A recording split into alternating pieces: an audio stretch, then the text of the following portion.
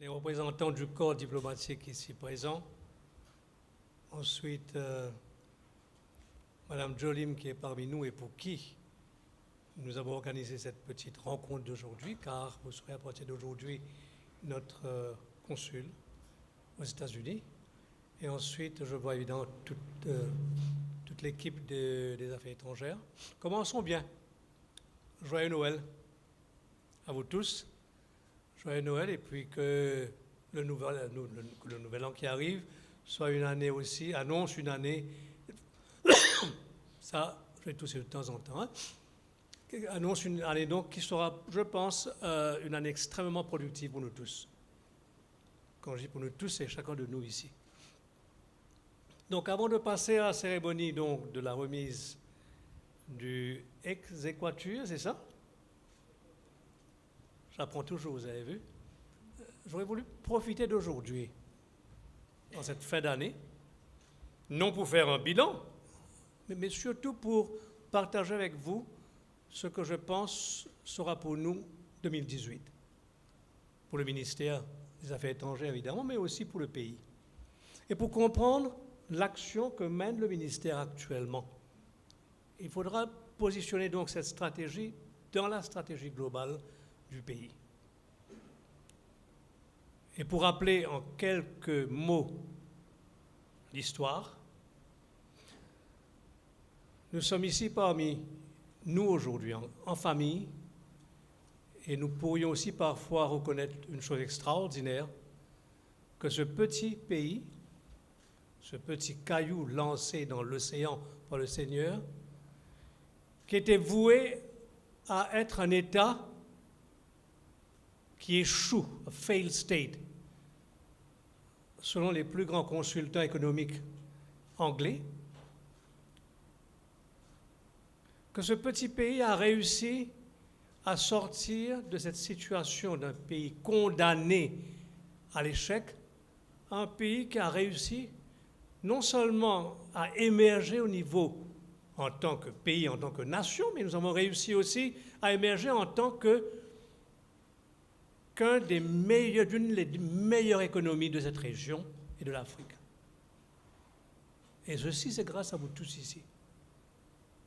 C'est une transition qui a été peut-être un peu longue.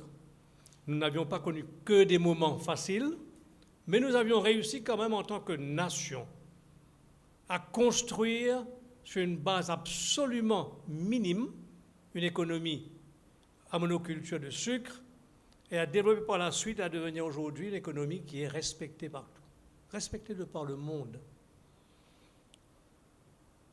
Deux éléments ne peuvent jamais être ignorés durant tout le temps.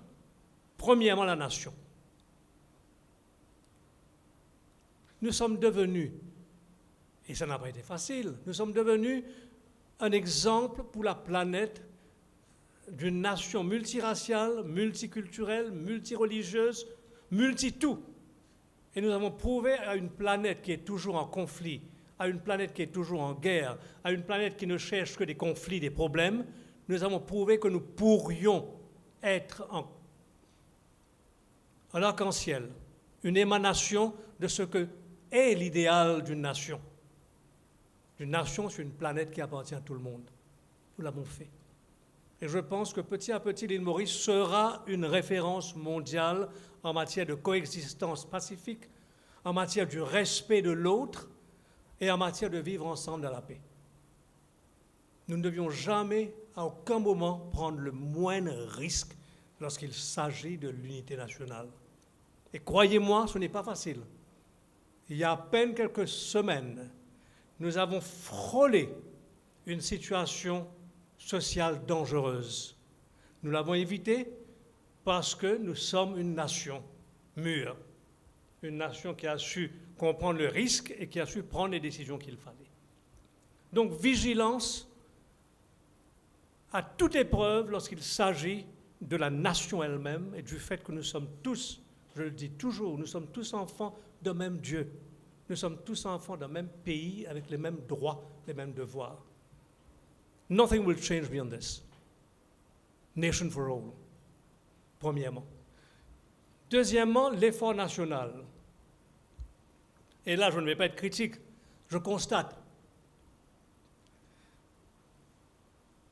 En 1983, nous étions une nation qui était disposée à travailler, une nation disposée à faire l'effort, une nation disposée à prendre des risques, une nation qui avait la vitalité d'une jeune nation qui voulait réussir. Et c'est cette volonté de réussir qui nous a motivés. 1983. 2017, nous sommes devenus comme les Romains. Rise and Fall of the Roman Empire, il y a eu le Rise, 1983, et maintenant nous sommes comme le Romain qui cherche un fauteuil long et qui mange des raisins. Nous risquons de devenir une nation, effectivement, qui soit symbolisée par Rome, par les Romains, par une nation qui a su grandir et puis qui, à force de prendre goût à la facilité, a perdu le sens de l'effort, le sens du combat, le sens du défi. Et c'est peut-être le plus gros problème qu'on aura en 2018. C'est avoir une nation qui comprend que le temps de critiquer, juger, condamner son procès est derrière nous. Et si nous voulons le faire, que ce soit à travers les social media, ou à travers la politique, ou à travers la presse, qu'on le fasse, mais il y a un prix à payer. Either we grow out of this return to a new infancy, vieillesse peut-être, ou nous décidions en tant que nation que si nous voulons devenir ce que nous voulons devenir, it can only be done with hard work, discipline, savings, et surtout, ne pas chercher la vie facile. Et la classe politique a une grande responsabilité dedans. Toute la classe politique, tous les gouvernements depuis 1968 n'ont fait que vouloir gagner des votes en faisant plaisir. N'ont fait que vouloir gagner des votes en croyant gagner le cœur des Mauriciens. Il ne faut jamais chercher à gagner le cœur du Mauricien. Il faut chercher à gagner son respect. Il y a des choses qu'on doit faire, il y a des choses qu'on ne peut pas faire. Nous ne pouvons pas, en tant que classe politique, que gouvernement, premièrement, nous comporter comme si des choses illégales peuvent, par le choix du gouvernement, devenir légales. Nous ne pouvons pas tolérer que des gens qui occupent des terres illégalement, que ces mêmes personnes puissent être légalisées sur les terres où ils sont. Nous avons une responsabilité de retrouver une maison, un logement, l'éducation. Mais nous ne pouvons pas légaliser ce qui n'est pas légal. Deuxièmement, mea culpa. J'ai été le ministre des Finances qui a créé toute l'ouverture du secteur public vers le privé, en créant des institutions qui allaient fonctionner comme le secteur privé. Mauritius Duty Free Paradise, we speak about it. SIC, Banque de Maurice, Banque de développement, Air Mauritius. Nous avons pris le contrôle d'organisations qui étaient privées. J'ai pris le contrôle des casinos en menaçant les hôtels, je l'ai fait. J'ai pris le contrôle d'Air Mauritius en menaçant de le faire aussi, 51%. I never thought at one moment, je n'aurais jamais pensé un seul moment que tous les gouvernements qui sont venus après ont traité ces institutions comme des orphelinats, des endroits où on pousse le maximum de protégés politiques. À tel point qu'aujourd'hui, toutes nos institutions qu'on a créées avec une vision qui était là, est devenue aujourd'hui des institutions qui sont au bord de la banqueroute. Vous avez vu, vous, des casinos qui perdent de l'argent? Nous avons une moyenne de overstaffing de 40% dans nos institutions. 40%. Et tous, pour la plupart dedans, des nominés politiques.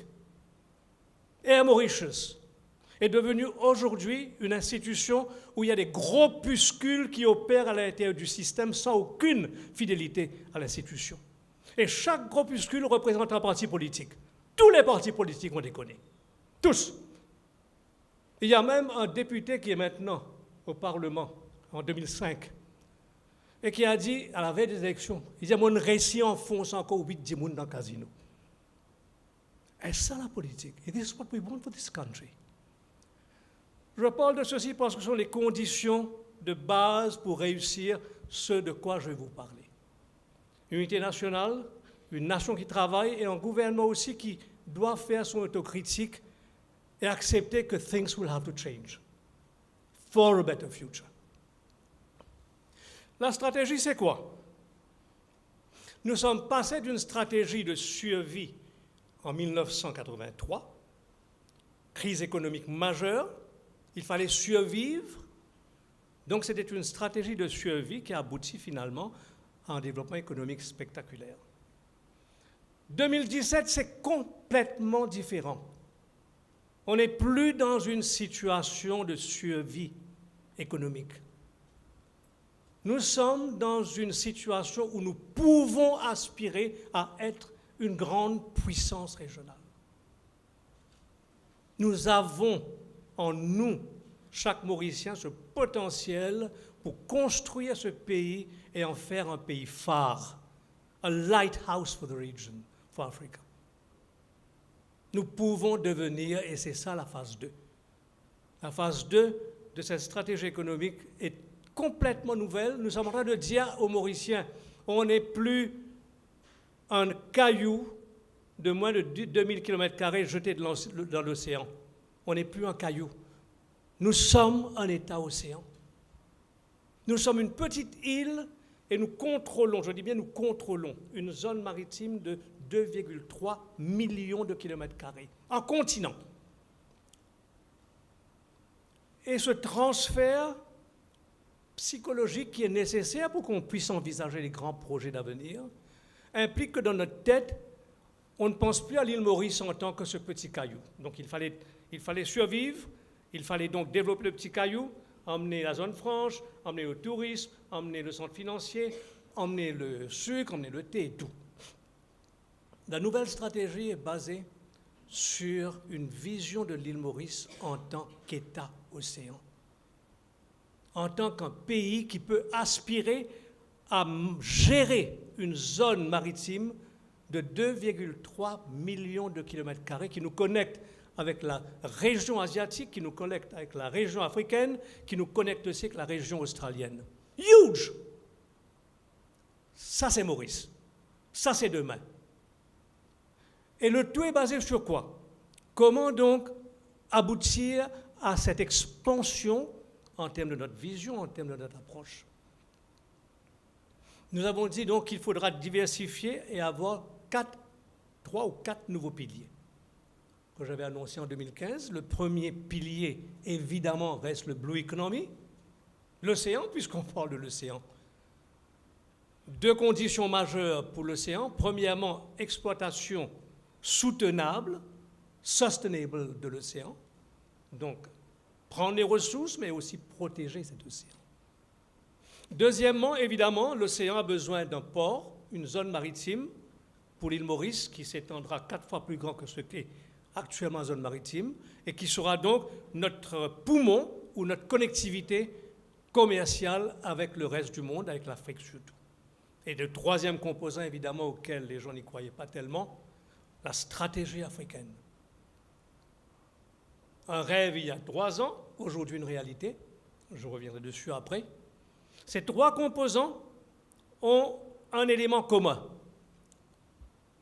Un peu comme la pomme d'amour dans les rougailles, pareil. C'est-à-dire que les 3 grands composants stratégiques, les 3 piliers dépendent d'une chose, numérique, digital. You call it. Maurice est appelé à devenir un centre numérique pour toute la région.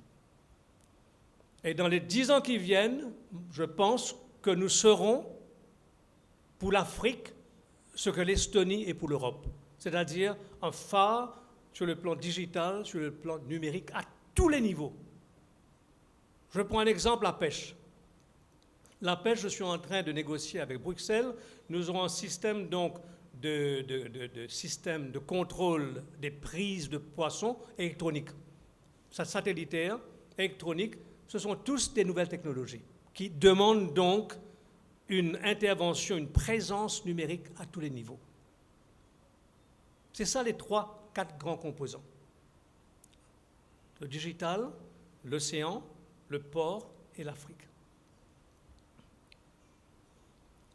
Et à l'intérieur de notre pays, il nous faut évidemment un pays plus propre, plus sain, un pays où il fait bon vivre, un pays donc qui demande à se développer suivant des critères écologiques, suivant des critères de protection de l'environnement, suivant des critères donc nouveaux. Et j'avais annoncé en 2015 la construction de 13 Smart Cities. De 13, 5 ont commencé déjà. Les Smart Cities, c'est quoi? Ce sont des villes qui sont à l'image de ce que nous voulons de l'île Maurice pour demain. Donc des villes, premièrement écologiques, deuxièmement utilisant l'énergie renouvelable, troisièmement des villes où on peut, comme on dit, travailler, habiter et jouer. Work, live and play. Adossé à ces 13 Smart Cities, il y a le projet de Port-Louis. Beaucoup de vous ne le savent pas peut-être parce que lorsque le projet de Highlands est mort, on a presque tué en même temps le projet de Port-Louis. Port-Louis, avec le port qui est nouveau, Port-Louis est appelé à devenir une ville très importante pour les loisirs, pour vivre, pour le business. Et nous avons déjà élaboré donc un plan de développement de Port-Louis uniquement secteur privé. L'État ne met pas en sous dedans.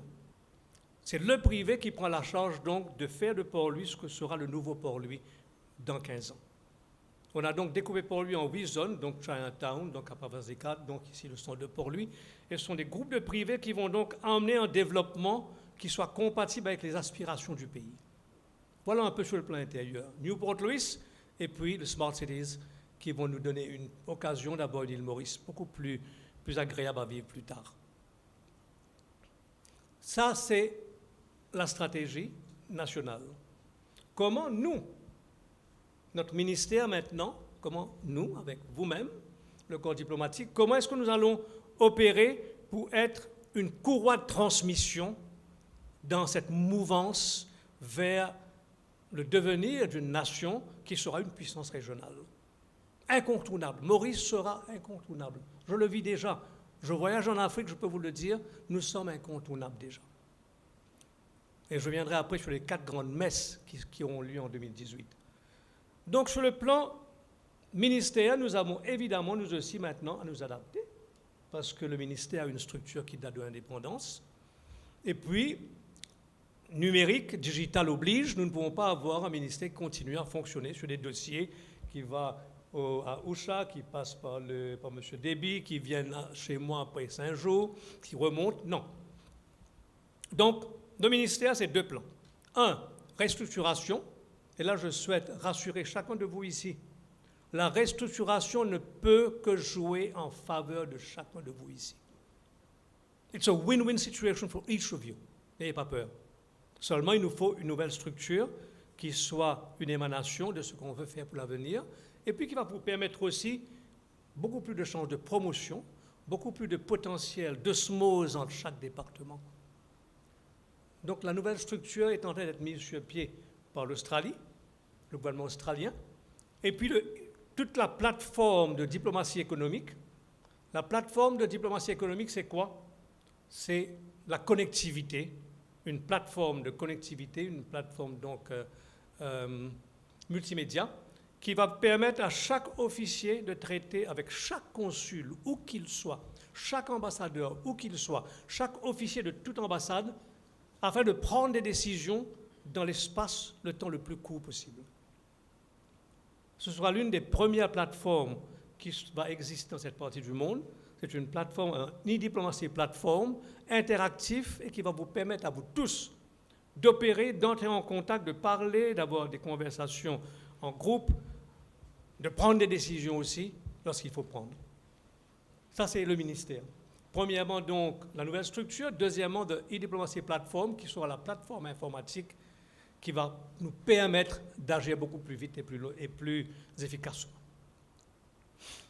Nous, par rapport à la région, par rapport au reste du monde, eh bien, 2018 sera une année extrêmement fertile. Je peux vous le dire. Challenging, mais très fertile parce que nous allons premièrement au niveau diplomatique avoir une diplomatie tout azimut avec beaucoup plus d'institutions et de pays. Premièrement, au niveau des pays, vous l'avez dit tout à l'heure, avec raison, j'ai été en Russie invité donc par le ministre des Affaires étrangères Lavrov, 4 heures de travail, et conclusion, la Russie veut utiliser l'île Maurice comme plateforme tournante pour l'Afrique. C'est gros. C'est énorme lorsqu'on pense à ce qu'on peut faire suite à ce type d'accord. 2018, c'est aussi l'Afrique. Là aussi, en mouvement dans tous les sens, nous ouvrons 2 ambassades en 2018, l'ambassade au Kenya et l'ambassade au Ghana, pour commencer, donc 2 pays avec lesquels on pratique ce qu'on appelle le G2G. Puisque je suis sur ce thème de l'Afrique de G2G, le Premier ministre a signé il y a à peine 2 semaines à Abidjan un accord, un MOU entre l'Estonie, le Premier ministre estonien, le Premier ministre de Maurice ont signé un MOU pour la coopération dans le domaine digital. Coopération non seulement Estonie-Maurice, mais aussi Estonie-COI et aussi Estonie-Afrique. Ce qui fait que Chris, qui était là à Bruxelles avec moi, a eu des sessions de travail lorsque j'avais rencontré donc M. Ansip, vice-président de l'Union européenne, ancien Premier ministre de l'Estonie, qui m'a écrit récemment me disant qu'il est disposé, que l'Union européenne est disposée à jouer à fond justement l'opération digitale que nous avons. Et ça a donné lieu à des séances de travail où nous identifions actuellement pour 2018 des projets donc digitaux pour Maurice, pour la COI et pour l'Afrique. C'est gros. C'est dans ce contexte qu'il faut mettre aussi le G2G. Parce que le Premier ministre a aussi profité de son séjour en Côte d'Ivoire pour ratifier à Grand Bassam, comme on dit, pas Grand Bassin, Grand Bassam, un projet de 2 tours informatiques énormes qui sera donc fait et par l'île Maurice et par la Côte d'Ivoire. 2 projets qui doivent prendre 3 ans, mais qui démontrent comment nous voulons être présents en Afrique. Avec le Ghana, c'est pareil. Mais là, je vous parle d'investissements de dizaines de milliards de dollars. Ce n'est plus l'île Maurice, là. Nous sommes en train de devenir un intermédiaire, une plateforme qui va canaliser donc le financement, qui va canaliser la technologie de la planète, qui va passer par Maurice et ensuite canaliser vers les pays africains, vers des grands projets. Les projets du Ghana, le projet du Sénégal, pareil, des milliards. Ce sont des zones, ce sont carrément des zones économiques spéciales, même à Madagascar aussi. Tout ceci montre que 2018 sera une année de grande diplomatie économique en Afrique, avec une présence de plus en plus grande dans ces pays. Win-win situation. Il faut bien qu'on comprenne une chose, c'est un win-win situation. Sud-Sud, nous voulons être partie intégrante de l'Afrique et participer au développement de l'Afrique. Participer. Win-win. Quand je voyage en Afrique, je vais pour apprendre et pour partager. C'est l'état d'esprit. Donc, diplomatie tout azimut, premièrement, je l'ai dit, au niveau de la Russie, au niveau de l'Afrique. Troisièmement, et pas le moindre, c'est le partnership. Vous savez, on était habitué avec Bruxelles, avec l'Union européenne, à être pays donnant, région donnante et pays qui reçoit. Tendre la main. Donc notre relation, que ce soit sous Lomé, que ce soit avant Lomé, sous les différentes organisations qui ont existé, telles que les États malgaches et africains associés et AMA très longtemps, et puis on a fini par Cotonou, dans tous ces accords ACP et l'Union européenne, ça a été un rapport de donneur et donné. Pas de la charité, mais presque. Nous parlons maintenant de partnership. Et je l'ai dit officiellement dans les réunions, la dernière réunion ACP, j'ai parlé aux chefs de gouvernement et ministres, je leur ai dit, nous avons maintenant une mission à remplir et nous voulons devenir un partenaire de l'Europe. Le mot d'ordre maintenant, c'est quoi? L'Union européenne et Maurice, partnership. Partnership, je prends la lettre de M. Ansip, qui a dit qu'il va utiliser les fonds européens qui existent déjà afin de financer les projets qu'on construit actuellement, nous, en Afrique. C'est gros. Le fonds d'investissement européen qui a été créé pour investissement privé en Afrique, une partie sera canalisée à travers Maurice. Partnership encore. Et nous avons dit une chose à Bruxelles, on peut être avec vous ensemble pour le développement des autres régions. Voilà l'île Maurice. Ça, c'est un peu ce que nous devons faire, ce qui reste à faire. Évidemment, il y a 2018, 50e anniversaire d'indépendance, c'est gros pour nous. Je sais qu'il y aura énormément de travail pour vous tous, parce que nous aurons toute l'année des semaines, des pays avec lesquels nous avons des relations exceptionnelles. États-Unis, Angleterre, France, Inde, Chine, you call it. Et donc, nous sommes appelés à nous organiser pour toutes ces opérations de présence de ces pays à Maurice. Je peux continuer. Mais l'essentiel dedans, c'est que je partage avec vous une vision d'ensemble pour le pays, une vision d'ensemble aussi pour le ministère. Et comment le ministère sera, dans les 5 ans qui viennent, la courroie de transmission incontournable pour le développement économique du pays. Incontournable. Ce que nous faisons actuellement à Maurice va permettre à l'île Maurice d'avoir un taux de croissance économique beaucoup plus important. Parce que tous les investissements qui sont faits et qui seront faits en Afrique, c'est avec de l'argent étranger, avec de l'argent local, avec des investisseurs locaux et étrangers aussi. Donc, qu'est-ce que ceci veut dire? Le centre financier va marcher mieux, les investissements, la présence du privé mauricien sera beaucoup plus fort en Afrique aussi. Donc, notre ministère est appelé à devenir un ministère clé, incontournable, le ministère qui va être la courroie de transmission du développement économique. C'est gros. C'est ça l'ambition, et tout ceci à l'intérieur du gouvernement, à l'intérieur d'un système qui opère, je dois le dire, qui opère relativement bien. Voilà un peu, j'aurais pu ajouter d'autres choses, je ne sais pas, j'ai toujours un petit bout de papier quelque part, caché, que je ne montre pas. Et je pense avoir... Ah oui, j'ai oublié les dernières choses. 2 dernières choses. C'est drôle que j'ai oublié ceci.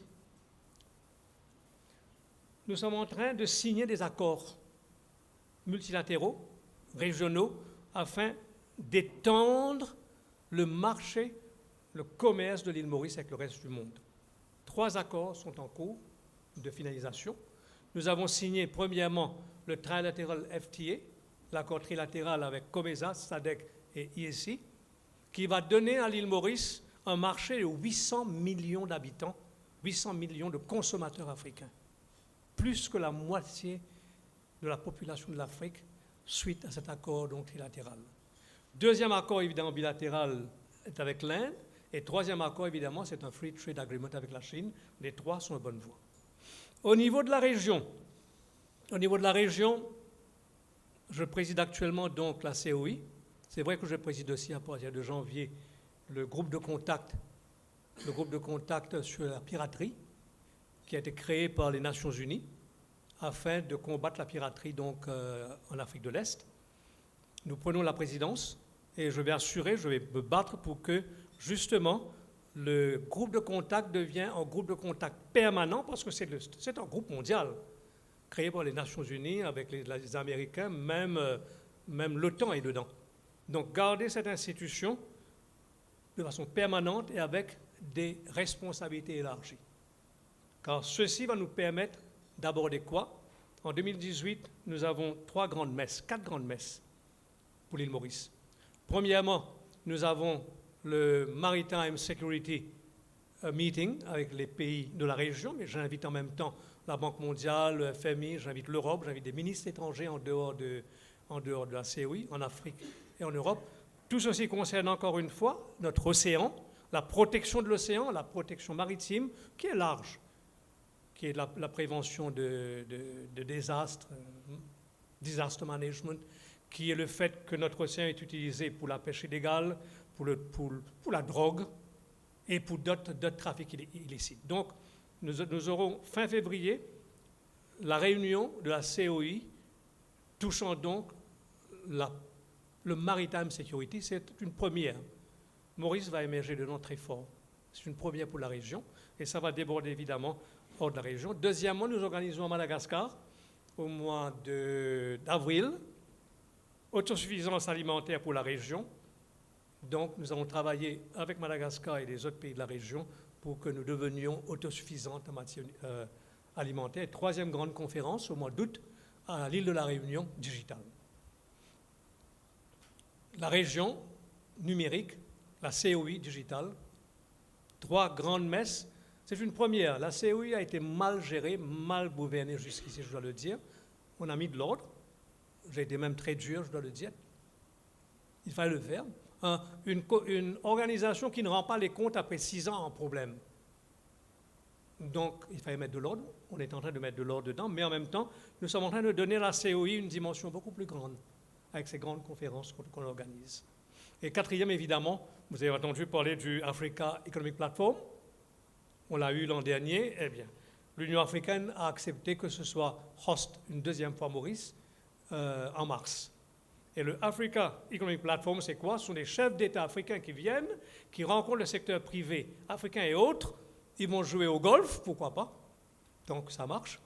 Pas le golf, je veux dire, mais les affaires pour eux. Tant que ça marche, donc nous avons le Africa Economic Platform en mars. 4 grandes opérations que nous aurons à suivre de près. Voilà un peu, en quelques mots, 2018, ce que nous pourrions faire ensemble. Ce que nous pourrions faire ensemble. Pas dit que ce que nous allons faire ensemble. Quel que soit un projet de société, si la nation n'y croit pas, on ne pourra rien faire. Si quelqu'un vous dit que le miracle économique, c'est un homme qui l'a fait, c'est de la foutaise, car le miracle, c'est toujours une nation qui le fait, et le miracle n'existe pas. Le miracle, c'est le travail, l'effort, discipline, et surtout un sens de combat pour avancer. Nous pouvons le faire, nous pourrions le faire. Évidemment, il faut qu'au niveau national, chaque Mauricien réalise que nous sommes à une croisée de chemin. Pas facile, plus compliqué que 83, beaucoup plus compliqué, mais nous sommes à une croisée de chemin où nous pourrions peut-être dans 10 ans rester un pays à revenu moyen, à l'éternum, ou émerger comme une puissance régionale, comme le Lighthouse, un phare pour la région. Voilà un peu le message que j'avais pour vous, et je remercie encore une fois toute la famille Jolim qui m'a donné l'occasion de parler. C'est vrai, c'est votre présence ici aujourd'hui qui m'a permis de faire une présentation sur 2018. J'en fais très rarement, je parle très rarement aussi, donc je l'ai fait aujourd'hui. Et encore une fois, donc, je retourne la parole au Master of Ceremony, mademoiselle. Merci pour votre belle présentation tout à l'heure. Et merci à vous tous et surtout nos meilleurs vœux pour le nouvel an. Merci.